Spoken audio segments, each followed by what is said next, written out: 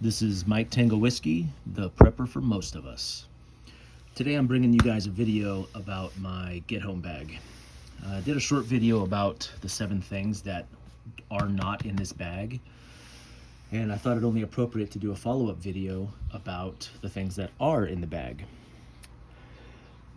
Just some general philosophy about the get home bag that I think would be applicable to most folks. I mean, 85% of the population either lives in the city or the suburbs, and the average commute to work is about 20 miles, so about 40 miles round trip, give or take.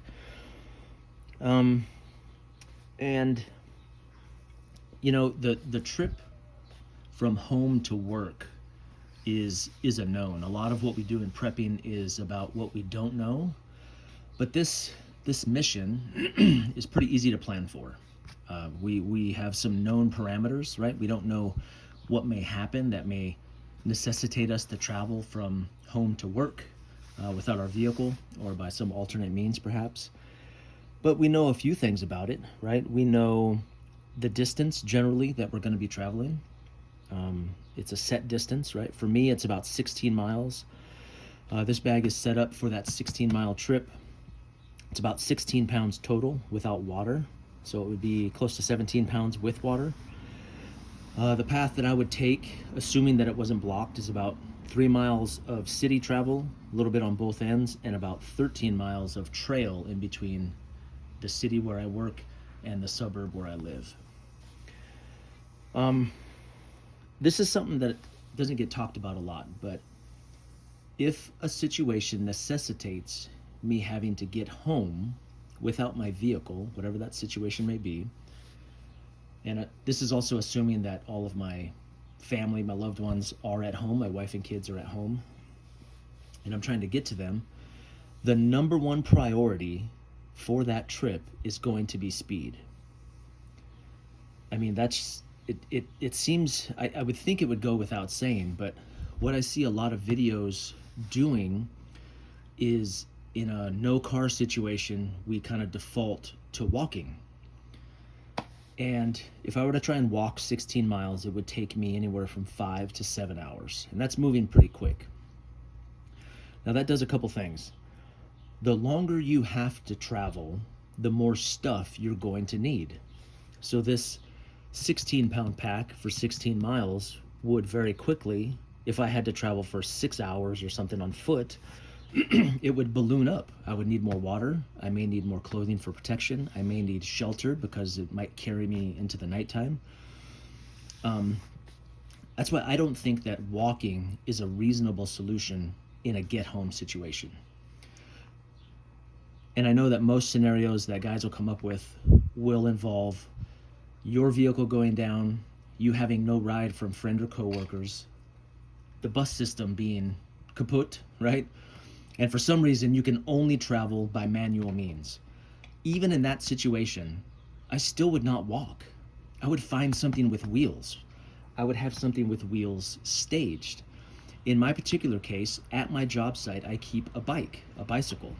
That bike has water on it. It has a repair kit on it to repair flats. And with that bicycle, I could travel that 16 miles from work to home in about an hour and a half. And since speed is the top priority for me during that trip, everything in this bag should facilitate me getting home as quickly as possible. Not assuming that I'm going to move as slow as possible. Now I can walk, I'm capable of walking, but that most certainly is not going to be my first choice. So, without all that talking there, let me go ahead and get into the specifics of the bag. Now, again, in that other video, I said there's 7 things that are not in here. There's some things that this bag is not going to do for me. These are the things. I'm not going to walk home. I already talked about that one. I will not be building a fire during that race on my bike to get home. I will not be filtering water. I'm going to carry and consume water, but I will not find and filter water. I will not be cooking any meals, so there's no cook kit in here. And I will be traveling on roads, either paved or unpaved, but all of those roads are known to me. This is a known destination, a known path that I've taken many times. I know all the paths in and out of the city and to and from my house. So I will not be doing any navigating through wooded areas or across rivers or any of that kind of stuff. I will not be camping or spending the night. I'm not going to build a shelter. I don't need a tent. I'm going to be racing home with the clothing that I have on me or in this bag. And then lastly, I will not be assaulting anything. I will not be engaging in any firefights. I may have brief encounters where I have to defend myself, and I have that capability, but I'm not going to hang around and put on a plate carrier and break out an AR-15. That's not what this is. Other kits, other scenarios may call for that, but not this. So this is my 16-pound, 16-mile get-home bag. Okay, so let's break it open. First of all, this is a GR1. It's a heritage bag from GoRuck. Bomb-proof, as they say. It's an expensive bag, but they make less expensive versions of it. But really a great bag. Does everything I need it to, and it's very sturdy, and it has the capacity that I need to hold everything and more equipment if I need it. So first, in the top here, there's a little sunglass spot.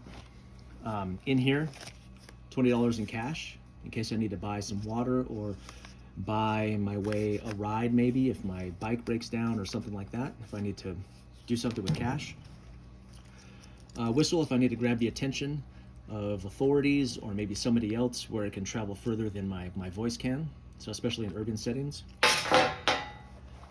Here I've got a little buff to help maybe block from dust or maybe protect my identity, although I don't think anybody cares about who I am or where I'm going, especially in that emergency situation. So this is in here just in case, or for warmth as well. On the front of this bag, what I've got in here are a couple different things.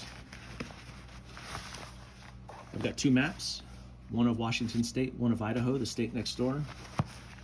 I've also got a Faraday bag, just in case I had to protect a signal, from getting out or coming in. Although again, I don't think anybody cares about who I am, especially in that situation, but that's kind of a backup. As I open up the bag, these bags are great because they open up clamshell style, which I really like. So in this top pouch here, I have some wipes in case I have to wipe a wound, wipe dirt, clean something on the run, on the go. Down here in this section here, more PPE, some dust masks, assuming if it's like a natural disaster type situation or maybe some civil unrest, there's dust or some sort of destruction that's going on. Here we've got a secondary means of procuring water. So the key that gets into the commercial systems to get water, secondary bladder to hold another liter of water in addition to the Nalgene that I've got. So this would be my primary method of carrying and transporting water and consuming water. Thinking about adding a bladder too, because if I'm moving quickly, I'm not going to stop to get this bottle out to drink from it. So I may end up switching to a bladder system for this bag in particular. Pair of broken-in shoes that I've tested on this for miles and miles. These are still in really good shape. So the shoes I wear at work are capable of, I've walked, I think 15 miles in the boots that I wear to work normally. So these are strictly as a backup in case that pair goes down or they can't do what I need them to. I can switch to these, and these are comfortable, and these can do it, and they're breathable as well if I do happen to get them wet for whatever reason. But again, they have a kind of a stiff platform to help me as I'm riding my bike to get me home as fast as possible. Pair of gloves. I think a good pair of gloves is could be for warmth, or could be if you are, having to touch things that are sharp or move things out of the way that might be blocking the path, anything like that. So this is just a generic pair of work gloves that are brand new though, so they're in really good shape in case I need them. I love this thing. This is a dust scarf. We had this issued in the military years and years ago in the desert. I don't even know the nomenclature on it. It's since been worn off, but man, I collected as many of these things as I could. It's just cotton. It's probably 2.5 feet wide, maybe 4.5, 5 feet long. This thing is great. It can serve as a dust scarf. It can serve as a shade. It can keep the bugs off you. You can filter water with it. I love these things. I keep one of these in every bag that I have, and I wish I could find more of them. They do sell them on Amazon, but they're like $20, and it's just a piece of cotton. So I really am tempted to find some fabric and have my daughter just sew me maybe 10 more of these things, but man, I love these things. In here, just a windbreaker, like a rain jacket, to keep me dry if I need it. Now, this is a summertime pack, so if it was winter right now, I would add another layer of warmth, so I would have some sort of insulation layer, maybe a puffy jacket. But to be honest, riding my bike very quickly to get home is gonna keep me plenty warm. I've done that in my regular shirt, plus a windbreaker like this, and that was pretty much all I needed, down to about 30 degrees. So, but this is generic too, no logos, no, it's not tactical, just from a thrift store, maybe a few bucks that I got this thing for. Med kit, again, a little bit of planning for some things that you might not be able to prevent. This is more of like an IFAC style kit with some gauze, have a tourniquet in there, some quick clot, a compression bandage, sewing kit for chest seals, or not a sewing kit, a shaving, a razor to shave skin or hair away for chest seals. So this is in here, scissors to cut away clothing, and then gauze to hold bandage in place. So just a quick med kit. Little food pack. So even though I don't plan on being on the road for more than an hour and a half or 2 hours, if I was to get delayed, or maybe I hadn't had lunch yet and I was already kind of depleted, this is just a series of MRE meals, some tortillas, a couple main meals, and some bread in there as well, just to give me some quick calories on the go. No cooking.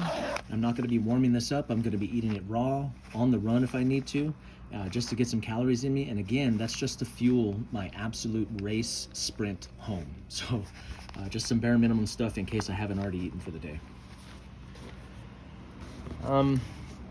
This is a little bit of a, I'll call it a break-in kit. It's a lock-picking kit.